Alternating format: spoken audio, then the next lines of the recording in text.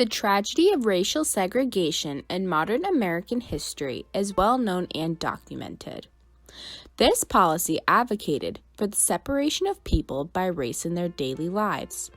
Things such as attending school, riding a bus, or eating in a restaurant were different for blacks and whites in the southern part of the United States. Americans know by heart the impact that protests in Little Rock, Arkansas, Montgomery, Alabama, or Greensboro, North Carolina had in ending discrimination in the Jim Crow era. The struggle to end, separate but equal, was fought on other battlefields as well. Public libraries throughout the South also saw protests for the desegregation of these facilities to make them free to all. One of these demonstrations occurred in Greenville, South Carolina, in 1960, where Jesse Jackson led 7 other students in a sit-in at the main branch reserved for white patrons. These brave men and women became known as the Greenville 8. The library protest helped spark other demonstrations in Greenville at lunch counters, parks, and swimming pools. Fearing a federal lawsuit, county library officials closed both the main branch and the one reserved for blacks indefinitely. As pressure mounted and complaints increased, the libraries were eventually reopened to all citizens, integrating the facilities. The triumph over segregation by the Greenville 8 was one small step in a decades-long struggle to end discrimination and promote equality.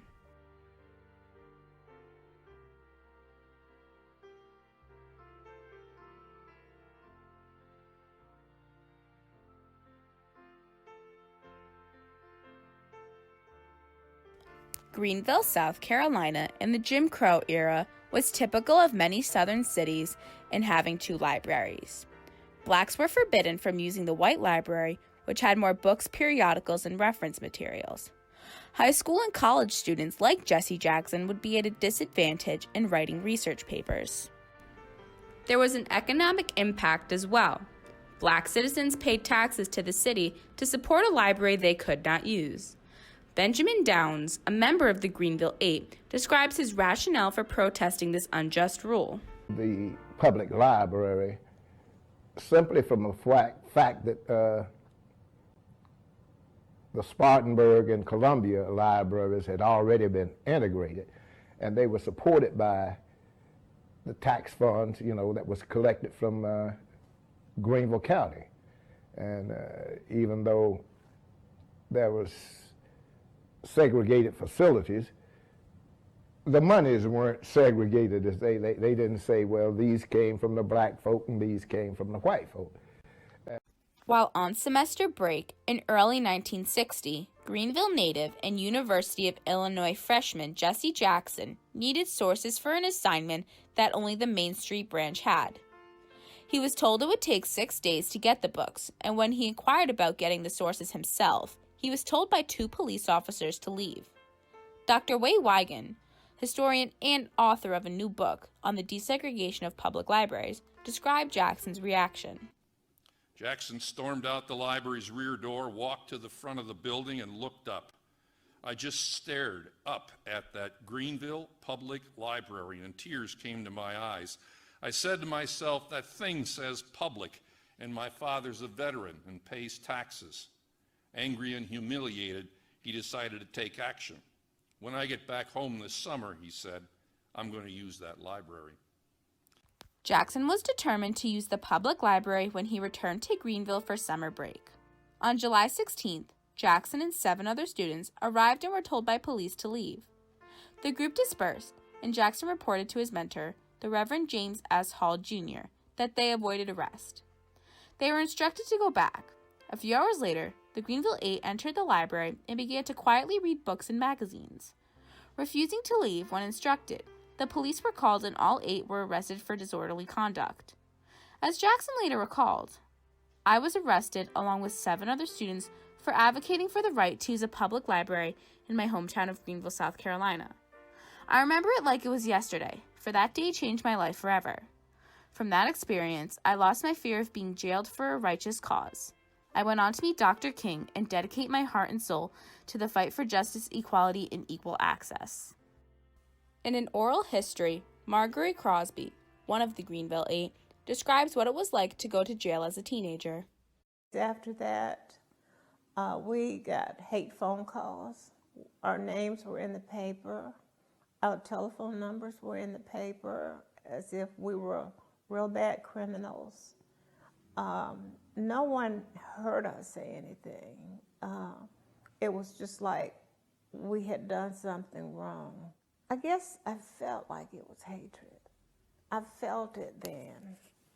When I was going to the library, I felt within my heart, I felt within my soul that it was hatred.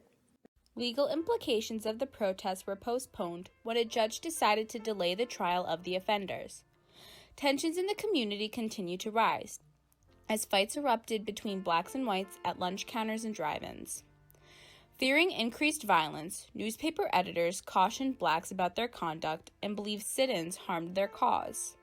They also suggested to whites to have more patience.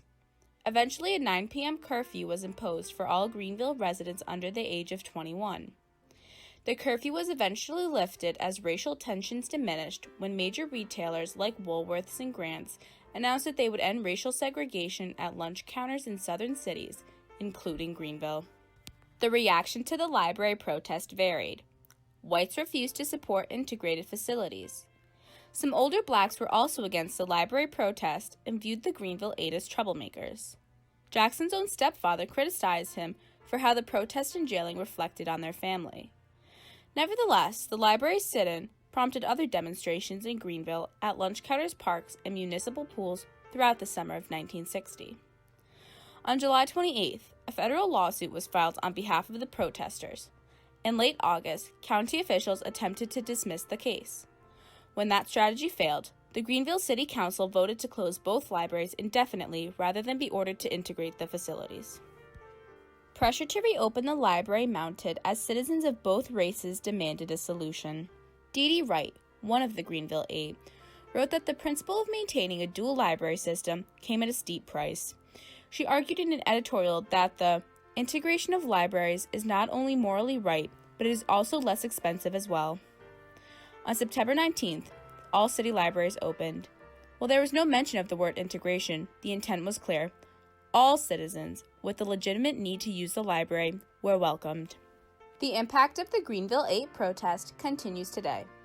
At an American Library Association meeting in June 2018, a resolution was passed that acknowledged the injustice and cruelty of racially segregated libraries. Apologizing to African Americans for wrongs committed against them, the organization encouraged modern libraries to defend, in their policies and actions, the principle of providing the highest level of service to all library users through appropriate and usefully organized resources, equitable access, and accurate, unbiased, and courteous responses to all requests. Speaking at the event, Joan Madison Daniels, one of the Greenville 8, describes how segregation affected her community. One lady came and said, "We don't serve niggas." We said, "We didn't order any."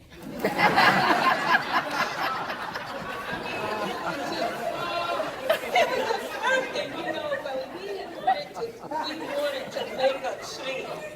Even in the swimming pool, they had one big swimming pool in the park, and we would ride through the park, you couldn't swim. So one day, some students went and got in the pool. Do you know they filled that pool up with dirt and planted flowers so we wouldn't be able to swim? The legacy of the Greenville 8 continues to grow. All were friends, and many had leadership roles in the community. Dee Dee Wright was the president of the Youth Council of the NAACP, and like the others, was prepared to go to jail to test unfair laws. The successful integration of the library in Greenville helped overcome the tragedy of segregation. Young people of that time, people like the Greenville 8, believed that direct action resulted in change. Their willingness to suffer harassment and jailing led to the triumphant desegregation of the library and was one small step toward racial justice and equality. As Jesse Jackson said at the 50th anniversary of the protest, "In this place of hope, 50 years ago, we found rejection and degradation. We persevered, and now America is better off for it."